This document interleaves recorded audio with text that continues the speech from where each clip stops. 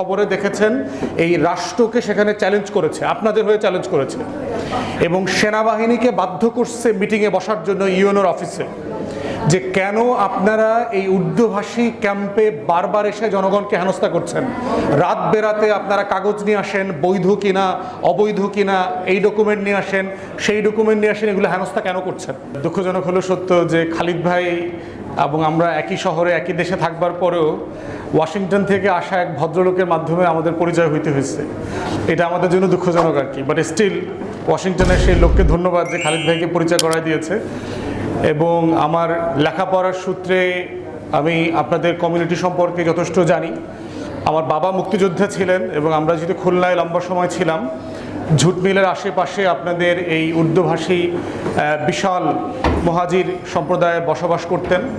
তাদের সাথে আমাদের পারিবারিক যোগাযোগ সম্পর্কেও একটা বন্ধনের জায়গা ছিল। প্রথম কথা হচ্ছে যে আমি যখন আপনাদের জন্য কথা বলি, বাংলাদেশের রাজনীতিবিদদের কিন্তু মানুষ ভালো মানুষ মনে করে না। রাজনীতিবিদদেরকে মানুষ মিথ্যাবাদী মনে করে, বদমাইশ টাইপের লোক মনে করে। আমরা যারা রাজনৈতিক কর্মী, এখানে সালাম ভাইও আছেন, ওভারঅল রাজনীতিবিদদের সম্পর্কে ধারণা খুবই খারাপ এবং তারা মনে করে যে এরা কথা বেশি বলে কিন্তু কাজ করে না, ওয়াদা দেয় খেলাফ করবার জন্য, কোনো আমানতদারিতা রাখে না। এখন আপনাদের জন্য যখন আমি কথা বলি, আমি এটার প্রমাণ করবার চেষ্টা করি যে আসলে আমরা এটা মিন করি।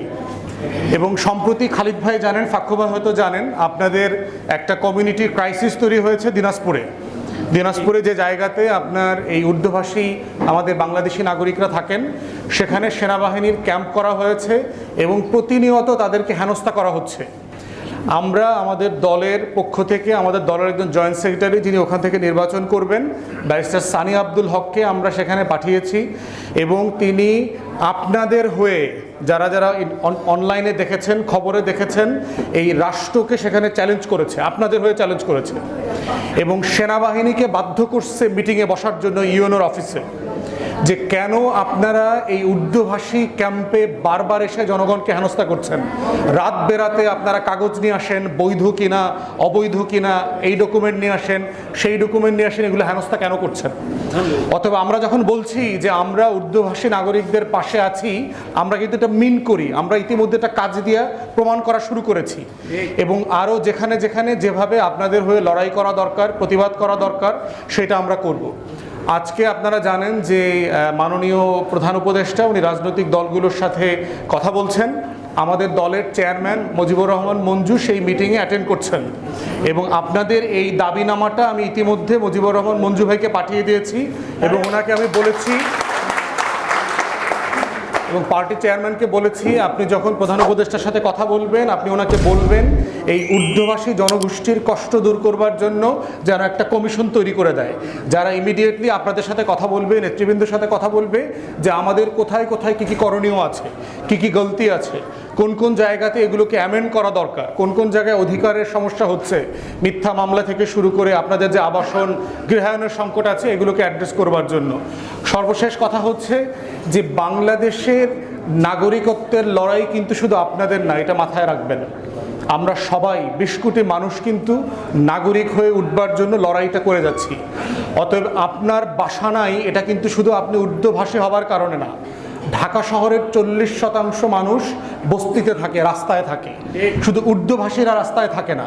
অতএব এই লড়াইটা বাঙালিরও লড়াই, উর্দুভাষীরও লড়াই।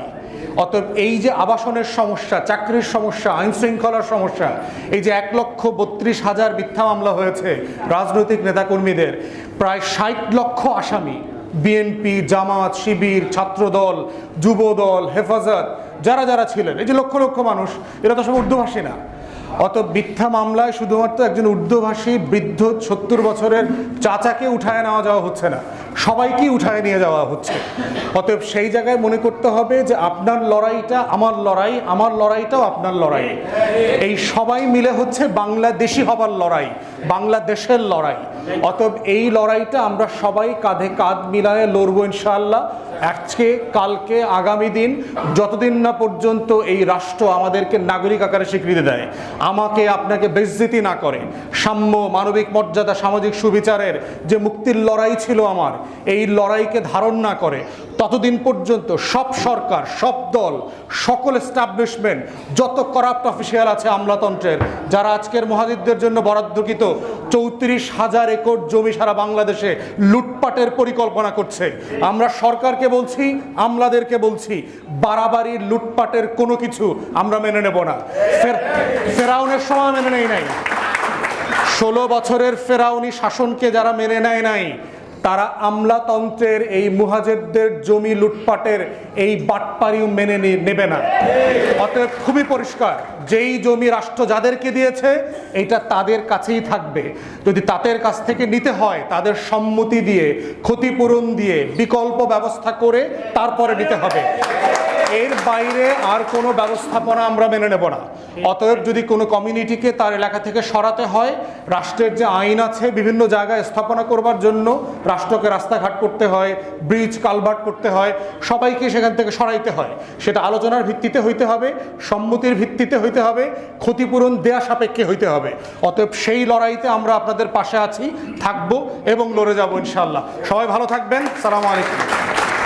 প্রিয় দর্শক, এতক্ষণ আমরা ওনার কথাগুলো শুনলাম। উনি যে বিষয়টি নিয়ে কথা বললেন, বিভিন্ন ইস্যু নিয়ে কথা বলেছেন, তার মধ্যে যে হিন্দু উর্দু ভাষী যে জনগোষ্ঠী রয়েছে তাদেরকে সেনাবাহিনীর পক্ষ থেকে এরকম ঘটনা খুবই উদ্বেগজনক, এবং দেশের নাগরিকদের এইরকম একটা পরিস্থিতি, সবাই বাংলাদেশের নাগরিক, যে দীর্ঘ সময় ধরে তারা বাংলাদেশে আছে এবং বাংলাদেশে তাদের সন্তানরা জন্মগ্রহণ করেছে, তাদের বাবা মা আছে, এবং বাংলাদেশের সকল শ্রেণীর, সকল গোত্র এবং সকল পেশাজীবী মানুষের বাংলাদেশের তাদের বংশ পরিচয় এবং বাংলাদেশের তারা স্থানীয়। অতএব যে কোনো নাগরিকত্ব এবং নাগরিক বিষয়গুলো থেকে যে কোনো ধরনের আইনি কোনো জটিলতা থাকলে অবশ্যই সেটি আইনের মাধ্যমে সুরাহা হওয়া উচিত, এবং এই ক্ষেত্রে রাজনীতিবিদ, ইন্টার গভর্নমেন্ট, পাশাপাশি জনগণও তাদের জায়গা থেকে প্রতিবাদী হয়ে ন্যায্যতার ভিত্তিতে সঠিক যার যেটি প্রাপ্য অবশ্যই সে বিষয়ে প্রতিবাদী হওয়া উচিত।